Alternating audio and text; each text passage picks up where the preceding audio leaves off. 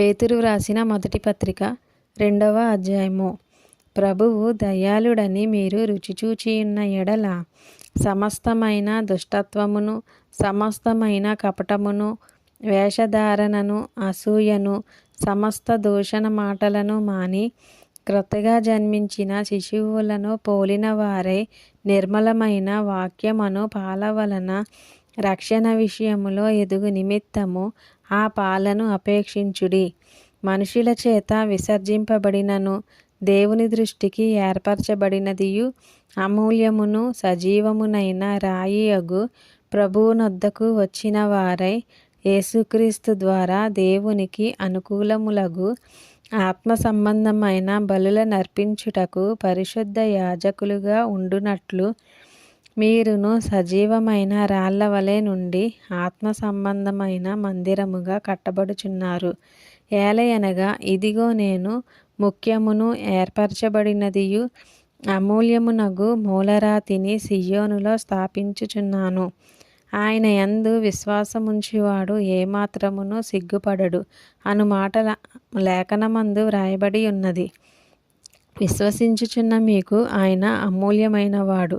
విశ్వసింపని వారికైతే ఇల్లు కట్టువారు ఏ రాతిని నిషేధించిరో అదే మూలకు తలరాయి ఆయను, మరియు అది అడ్డురాయియు అడ్డుబండయు ఆయను.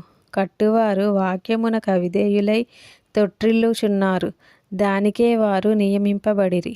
అయితే మీరు చీకటిలో నుండి ఆశ్చర్యకరమైన తన వెలుగులోనికి మిమ్మును పిలిచిన వాని గుణాతిశయములను ప్రచురము చేయు నిమిత్తము ఏర్పరచబడిన వంశమును, రాజులైన యాజక సమూహమును, పరిశుద్ధ జనమును, దేవుని సొత్తైన ప్రజలునై ఉన్నారు. ఒకప్పుడు ప్రజగా ఉండక ఇప్పుడు దేవుని ప్రజ అయితిరి. ఒకప్పుడు కనికరింపబడక ఇప్పుడు కనికరింపబడిన వారైతిరి. ప్రియులారా, మీరు పరదేశులను యాత్రికులునై ఉన్నారు గనుక ఆత్మకు విరోధముగా పోరాడు శరీరాశలను విసర్జించి అన్యజనులు మిమ్మును ఏ విషయంలో దుర్మార్గులని దూషింతురో ఆ విషయంలో వారు మీ సత్క్రియలను చూచి వాటిని బట్టి దర్శన దినమున దేవుని మహిమపరచినట్లు వారి మధ్యను మంచి ప్రవర్తన గలవారై ఉండవలెనని మిమ్మును బతిమాలుకొనుచున్నాను. మనుష్యులు నియమించు ప్రతి కట్టడకును ప్రభువు నిమిత్తమై లోబడి ఉండుడి.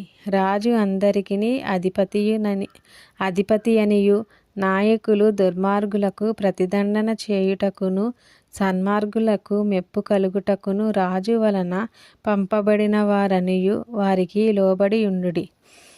ఏలయనగా మీరిట్లు యుక్త ప్రవర్తన గలవారై అజ్ఞానముగా మాటలాడు మూర్ఖుల నోరు మూయుట దేవుని చిత్తము. స్వతంత్రులై ఉండియు దుష్టత్వమును కప్పిపెట్టుటకు మీ స్వాతంత్రములను వినియోగపరచక దేవునికి దాసులమని లోబడి ఉండుడి. అందరినీ సన్మానించుడి, సహోదరులను ప్రేమించుడి, దేవునికి భయపడుడి, రాజును సన్మానించుడి. పనివారలారా, మంచివారును సాత్వికులునైన వారికి మాత్రము కాక ముష్కరులైన మీ యజమానులకును పూర్ణ భయముతో లోబడి ఉండుడి. ఎవడైనను అన్యాయముగా శ్రమ పొందుచు దేవుని గూర్చిన మనసాక్షి కలిగి దుఃఖము సహించిన ఎడల అది హితమగును. తప్పిదమునకై దెబ్బలు తినినప్పుడు మీరు సహించిన ఎడల మీకేమి గనము?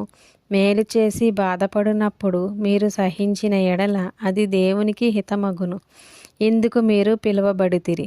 క్రీస్తు కూడా మీ కొరకు బాధపడి మీరు తన అడుగుజాడల యందు నడుచుకొనున్నట్లు మీకు మాదిరి ఉంచిపోయెను.